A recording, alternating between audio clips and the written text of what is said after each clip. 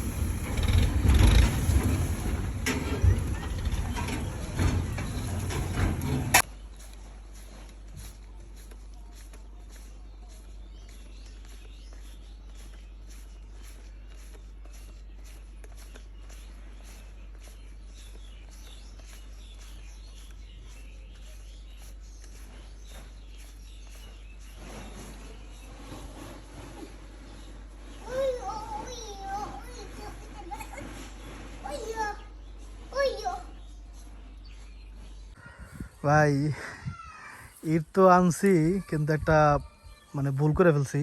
কি ভুল করছেন আবার? ভুল হয়েছে কি জানো?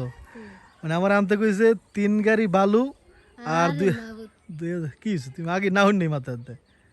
আমি বুঝছি না কি কইছে কি আমি যাই আনতে কইছি আনতার নেই, বেশি কমাছে নেই তো। বেশি কমে আনছি, বেশি কম হইতেছে। কমাছে ইট আনছি কম আর বালু উল্টা বেশি এনে ফেলছি। বালু আনতে বলছে 2 গাড়ি, আমি আনছি 3 গাড়ি। কি করছেন? এরপর আবার হচ্ছে ইট আনতে হইছে। হ্যাঁ ওই যে ইট ওদিকে ওইটাই আলাদা থাইছে।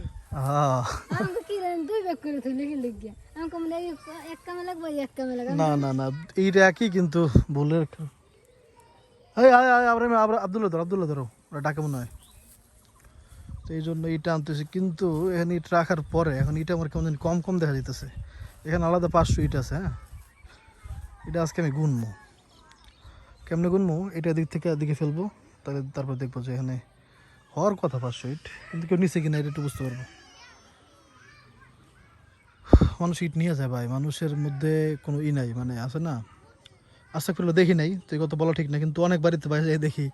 যেমন ধরেন আমার বাড়ির যে কাজ আমি আগে করছি না, আমার বাড়ির এই যে বাড়ির যে কাজ ইট দিয়ে করা হয়েছে, এই ইটটা আমি আনছি অনেক দূর থেকে, জেলা শহর থেকে, ইউনিয়ন পর্যায়ে। তো ওই ইটগুলো তো সবাই এদিকে আনে না, এটা অনেক দূরের জায়গা। তো সেই ইটগুলা বিভিন্ন বাড়িতে আমি যাই দেখি যে সেই ইটগুলা দেখা গেল কোনো খাটের নিচে বা ওই যে বৃষ্টির সময় মানুষ ইটে পাড়া দিয়ে যায় না, সেরকম জায়গা দিয়ে রাখছে। কিন্তু ওই ইট অন্য জায়গায় নাই, মানে এদিকে কেউ আনে নাই ওই ইট। তাহলে তো ওটা আমার ইট, এই হচ্ছে সমস্যা। এই জন্য বললাম যে হয়তো নিছে, তো দেখবো এবার এখান থেকেও নিছে কিনা, তাহলে তো সাবধান থাকতে হবে। আমি একটু গুনবো এখন। হ্যাঁ দেখি।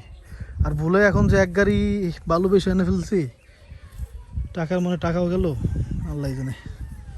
1 গাড়ি ইয়ের দাম হচ্ছে 6,500 টাকা মোট, মানে 4,500 টাকা বালুর দাম আর ওই ভাড়া মিলে আর কি, এতগুলো টাকা। আরে পোলা পানে কিনলে কেন ই করে কিনলে পোলা পানটা কেমন হ্যাঁ? হ্যাঁ পোলা পানে হিন্দু দৌড়ে দৌড়ে আমার টাল দেওয়া ছিল, এগুলো ধান একবার ই করে ফেলছে পাড়াইয়া, মজা পায় এরা। ওদিকে আমার তো বালু বাইরে বাইরে ঘাসের মধ্যে পড়লো, বালু তো বাদ। রোদ প্রচন্ড, তারপর আমার গুনতে হবে।